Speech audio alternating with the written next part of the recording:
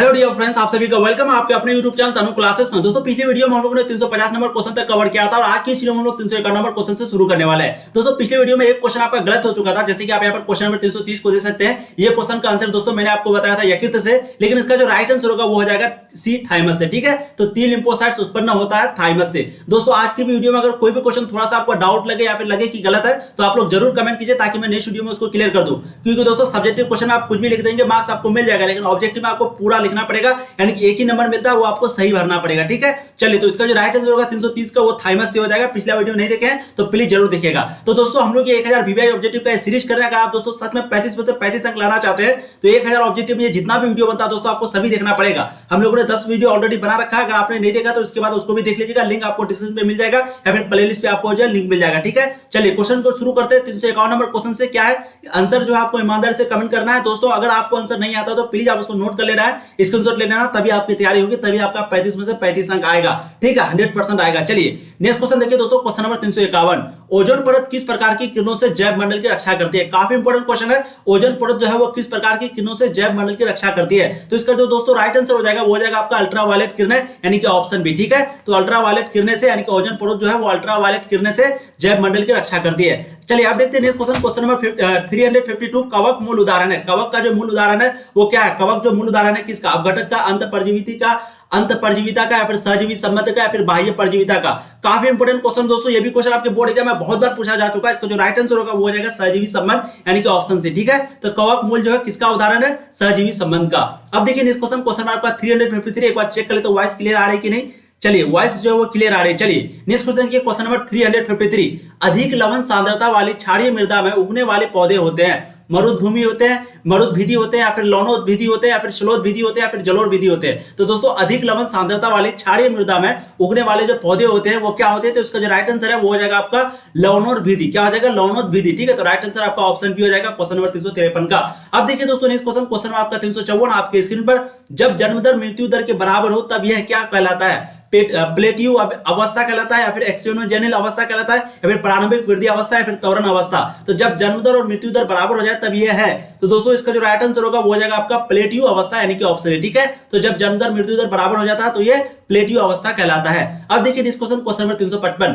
जलीय पारितंत्र में ऊर्जा का पिरामिड कैसा होता है? जलीय पारितंत्र में ऊर्जा का जो पिरामिड है वो कैसा होता है? सीधा होता है हमेशा, या फिर हमेशा उल्टा होता है, फिर घंटीनुमा होता है, फिर इनमें से कोई नहीं। तो दोस्तों इसका जो राइट आंसर है वो हो जाएगा आपका हमेशा सीधा, यानी कि ऑप्शन है। ठीक है, तो जलीय पारितंत्र में ऊर्जा का पिरामिड जो है वो हमेशा सीधा होता है। ऑप्शन है आपका 355 का राइट आंसर होगा।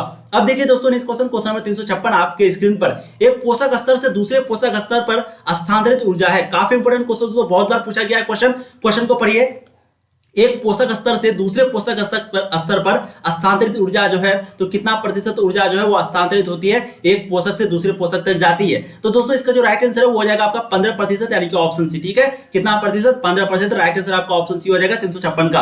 अब देखिए दोस्तों नेक्स्ट क्वेश्चन, क्वेश्चन नंबर 357। एक पारिस्थितिकी तंत्र में हरे पौधे होते हैं। एक पारिस्थितिक तंत्र में जो हरे पौधे होते हैं वो क्या होते हैं? उत्पादक होते हैं, उपभोक्ता होते हैं, अपघटक होते हैं। तो हरे पौधे को हम लोग क्या बोलते हैं? पारिस्थितिक तंत्र में। तो इसका जो राइट आंसर होगा दोस्तों वो हो जाएगा आपका उत्पादक। ठीक है, उत्पादक जो इसको खाता उपभोक्ता। ठीक है, तो राइट आंसर आपका हो जाएगा उत्पादक। पारिस्थितिक तंत्र में हरे पौधे को किस श्रेणी में रखा गया? उत्पादक श्रेणी में। अब देखिए दोस्तों नेक्स्ट क्वेश्चन, क्वेश्चन नंबर 358। काफी इंपोर्टेंट क्वेश्चन है। देखिए नए प्रजातियों के निर्माण का मुख्य कारक है प्रतियोगिता, या फिर उत्परिवर्तन, या फिर विलगन, या फिर निरंतर विविधता। तो नए प्रजातियों के निर्माण का जो मुख्य कारक है वो क्या है? तो दोस्तों इसका जो राइट आंसर है वो हो जाएगा विलगन, यानी कि ऑप्शन सी। ठीक है, तो नए प्रजातियों के निर्माण का मुख्य कारक है विलगन। अब देखिए दोस्तों नेक्स्ट क्वेश्चन, क्वेश्चन नंबर 359 आपके स्क्रीन पर। निम्न में से कौन आहार श्रृंखला सही है? बताएंगे निम्न में से कौन आहार श्रृंखला जो है वो सही है? घास गेहूं और आम, या फिर घास बकरी और शेर, या फिर बकरी गाय और घास, या फिर दोस्तों डी ऑप्शन आपका यहाँ पर ध्यान से देखेंगे घास मछली और बकरी। तो बताएंगे कौन सा आहार श्रृंखला जो है सही है, वो आपको राइट आंसर देना है। इसका जो राइट आंसर हो जाएगा दोस्तों वो हो जाएगा आपका घास बकरी और शेर, यानी कि ऑप्शन बी। ठीक है, घास बकरी और शेर। चलिए अब देखते हैं नेक्स्ट क्वेश्चन, क्वेश्चन नंबर 360 आपके स्क्रीन पर। भारत में प्रोजेक्ट टाइगर प्रारंभ किया गया, कब किया गया था प्रोजेक्ट टाइगर प्रारंभ? 1973 को, 1981 को, या फिर 85 को, या फिर 86 को। तो दोस्तों इसका जो राइट आंसर है वो हो जाएगा आपका ऑप्शन है 1973 को। ठीक है, 360 का जो राइट आंसर है वो हो जाएगा आपका ऑप्शन है 1973। तो भारत में प्रोजेक्ट टाइगर प्रारंभ किया गया था 1973 को। राइट आंसर आपका ऑप्शन ए होगा। अब देखिए दोस्तों नेक्स्ट क्वेश्चन, क्वेश्चन नंबर 361। कोई भी क्वेश्चन दोस्तों आपको नहीं आता प्लीज आप उसको स्क्रीनशॉट लीजिएगा और पहली बार चैनल पे आए सब्सक्राइब कर दीजिए दोस्तों। और कोई भी क्वेश्चन आपको थोड़ा सा भी डाउट लगे जरूर कमेंट कीजिए ताकि मैं नेक्स्ट वीडियो में उसको क्लियर कर दूं। सही भी रहेगा तो भी, अगर आपको थोड़ा डाउट भी लगे तो जरूरी नहीं कि सिर्फ गलत है। ठीक है, गलत है तो आपको बताना ही है, अगर थोड़ा सा डाउट हो तो जरूर बताइए, ताकि मैं नेक्स्ट वीडियो में उसको क्लियर कर दूं। ठीक है, बहुत इंपॉर्टेंट है। चलिए नेक्स्ट क्वेश्चन देखिए, क्वेश्चन नंबर आपका 361। ध्यान से देखेंगे, क्वेश्चन काफी इंपॉर्टेंट है। दुधवा नेशनल पार्क जो है वो कहां पर स्थित है? हिमाचल प्रदेश में, उत्तर प्रदेश में, मध्य प्रदेश में या फिर अरुणाचल प्रदेश में? तो दोस्तों ये जो आपका दुधवा नेशनल पार्क है वो कहां पर स्थित है? तो इसका जो राइट आंसर है वो हो जाएगा आपका उत्तर प्रदेश में, ऑप्शन बी। ठीक है, तो दुधवा नेशनल पार्क उत्तर प्रदेश में है, यूपी में है। अब देखेंगे दोस्तों इस क्वेश्चन हो जाएगा आपका 362। काफी इंपॉर्टेंट क्वेश्चन है, क्वेश्चन को ध्यान से पढ़िए। रेड डाटा पुस्तक में किस प्रकार के जीवों की सूची रहती है? रेड डाटा पुस्तक में किस प्रकार के जीवों की सूची रहती है? काफी इंपॉर्टेंट क्वेश्चन है। इसका जो राइट आंसर है दोस्तों वो हो जाएगा आपका इनमें से सभी। ठीक है, दुर्लभ प्रजातियां का भी, विलुप्त प्रजातियां का भी, या फिर संकटग्रस्त प्रजातियां, ये तीनों का होता है। तो रेड डाटा पुस्तक में किस प्रकार के जीवों की सूची होती है? ये तीनों प्रकार के जीवों की सूची होती है। अब देखिए दोस्तों नेक्स्ट क्वेश्चन नंबर 353 आपके स्क्रीन पर। सुंदरवन का संरक्षित जैव मंडल भारत के किस राज्य के अंतर्गत है? सुंदरवन का संरक्षित जैव मंडल जो है भारत के किस राज्य के अंतर्गत है? बिहार, उत्तर प्रदेश, असम या फिर पश्चिम बंगाल? तो दोस्तों 363 का जो राइट आंसर होगा दोस्तों वो हो जाएगा आपका पश्चिम बंगाल, ऑप्शन डी। ठीक है, तो सुंदरवन का जो संरक्षित जैव मंडल है वो भारत के पश्चिम बंगाल राज्य में स्थित है, इसी के अंतर्गत आता है। अब देखिए दोस्तों नेक्स्ट क्वेश्चन नंबर 364। भारत का जैव विविधता अधिनियम संसद में कब पारित हुआ था? भारत का जो जैव विविधता अधिनियम है वो संसद में कब पारित हुआ था? 1996 में, 1992 में, 2002 में या फिर 2002 में? तो दोस्तों इसका जो राइट आंसर हो जाएगा वो हो जाएगा आपका 2002 में, यानी कि ऑप्शन सी। ठीक है, तो भारत का जो जैव विविधता अधिनियम है वो संसद में कब पारित हुआ था दोस्तों? तो वो 2002 में। चलिए अब देखते हैं नेक्स्ट क्वेश्चन नंबर हो जाएगा आपका 365। काफी इंपॉर्टेंट क्वेश्चन है, क्वेश्चन को ध्यान से पढ़िए। फ्लोराइड प्रदूषण मुख्यतः प्रभावित करता है। फ्लोराइड प्रदूषण जो है मुख्यतः क्या प्रभावित करता है? दांतों को, वृक्क को, यानी कि फ्लोराइड प्रदूषण मुख्यतः प्रभावित जो करता है वो दांतों को करता है, वृक्कों को करता है, मस्तिष्क को या फिर हृदय को। काफी इंपॉर्टेंट क्वेश्चन है। तो देखिए इसका जो राइट आंसर होगा 365 का वो हो जाएगा दोस्तों आपका दांतों को, ऑप्शन ए। ठीक है, राइट आंसर आपका ऑप्शन ए हो जाएगा, फ्लोराइड प्रदूषण दांतों को प्रभावित करता है। अब देखिए दोस्तों नेक्स्ट क्वेश्चन नंबर 366 आपके स्क्रीन पर। जलाशयों में पोषकों की अधिकता उत्पन्न करती है। जलाशयों में पोषकों की अधिकता उत्पन्न करती है अस्थिरीकरण, सुपोषण या फिर अनुकर्मण या फिर इनमें से कोई नहीं? तो दोस्तों 366 का जो राइट आंसर होगा वो हो जाएगा आपका सुपोषण, ऑप्शन बी। ठीक है, तो जलाशयों में पोषकों की अधिकता उत्पन्न करती है सुपोषण। अब देखिए नेक्स्ट क्वेश्चन नंबर 367 आपके स्क्रीन पर। बढ़ी हुई त्वचा कैंसर एवं उच्च उत्परिवर्तन दर का कारण है। अम्ल वर्षा, ओजोन क्षरण या फिर CO प्रदूषण, उसके बाद या फिर CO यानी कि प्रदूषण। ठीक है, तो दोनों चीज यहाँ पर दिया हो। तो बढ़ी हुई जो त्वचा कैंसर है और उच्च उत्परिवर्तन है, ये दर का कारण क्या है, बढ़ने का कारण क्या है दोस्तों? तो इसका जो राइट आंसर है वो हो जाएगा आपका ओजोन क्षरण, ऑप्शन बी। क्या हो जाएगा आपका? ओजोन क्षरण। ठीक है, अब देखिए नेक्स्ट क्वेश्चन नंबर आपका 368 आपके स्क्रीन पर। प्राकृतिक वायु प्रदूषण है, परागकण है या फिर ज्वालामुखी से निकलने वाली गैस है या फिर एरोसोल है या फिर फ्लोराइड्स है? तो प्राकृतिक वायु प्रदूषण जो है वो क्या है? तो इसका जो राइट आंसर होगा दोस्तों वो हो जाएगा आपका ज्वालामुखी से निकलने वाली गैस है, ऑप्शन बी। ठीक है, तो प्राकृतिक वायु प्रदूषण है ज्वालामुखी से निकलने वाली गैस है। अब देखिए नेक्स्ट क्वेश्चन नंबर 369 आपके स्क्रीन पर। निम्नलिखित में से कौन सी एक गैस ग्रीन हाउस गैस नहीं है? मीथेन, कार्बन डाइऑक्साइड यानी कि CH4, CO2 या फिर क्लोरोफ्लोरोकार्बन यानी कि CFC या फिर हाइड्रोजन। ठीक है, H2। तो दोस्तों बताएंगे कौन सी गैस जो है वो ग्रीन हाउस गैस नहीं है, इनमें से कौन सी नहीं है? नहीं को यहाँ पर ध्यान से देखेंगे तो इसका जो राइट आंसर होगा दोस्तों वो हो जाएगा आपका हाइड्रोजन, ऑप्शन डी। ठीक है, ऑप्शन डी यानी कि हाइड्रोजन जो है वो ग्रीन हाउस गैस नहीं है। बाकी मीथेन हो गया, कार्बन डाइऑक्साइड हो गया, क्लोरोफ्लोरोकार्बन, ये तीनों जो है ग्रीन हाउस गैस है। अब देखिए नेक्स्ट क्वेश्चन नंबर 370 आपके स्क्रीन पर। जब संतति की उत्पत्ति एकल जनक द्वारा होती है तब यह क्या कहलाता है? जब संतति की उत्पत्ति एकल जनक के द्वारा होती है तब यह क्या कहलाता है? लैंगिक जनन, अलैंगिक जनन या फिर ए और बी दोनों या फिर आंतरिक निषेचन? तो दोस्तों इसका जो राइट आंसर होगा वो हो जाएगा आपका अलैंगिक जनन, ऑप्शन बी। ठीक है, तो जब संतति की उत्पत्ति एकल जनक के द्वारा होती है, ठीक है, तो वो हो जाएगा आपका अलैंगिक जनन, और जब द्विजनक के द्वारा होगा, द्विजनक के द्वारा, तो हो जाएगा लैंगिक जनन। ठीक है, अब देखिए नेक्स्ट क्वेश्चन नंबर 371 आपके स्क्रीन पर। इनमें से कौन नर युग्मक से संयोजन कर भ्रूणपोष बनाता है? अनिषेचित अंड, सहायक कोशिका या फिर एंडीपोल्स या फिर द्वितीयक केंद्रक? तो कौन नर युग्मक से संयोजन कर भ्रूणपोष बनाता है? तो दोस्तों इसका जो राइट आंसर होगा वो हो जाएगा आपका द्वितीयक केंद्रक, यानी कि ऑप्शन डी। राइट आंसर क्या हो जाएगा? द्वितीयक केंद्रक। अब देखिए नेक्स्ट क्वेश्चन नंबर 372। स्तनधारी के शुक्राणु के मध्य भाग में क्या पाया जाता है? केंद्रक पाया जाता है, राजधानी पाया जाता है, माइटोकॉन्ड्रिया पाया जाता है या फिर सेंट्रियोल पाया जाता है? तो स्तनधारी के शुक्राणु के मध्य भाग में क्या पाया जाता है?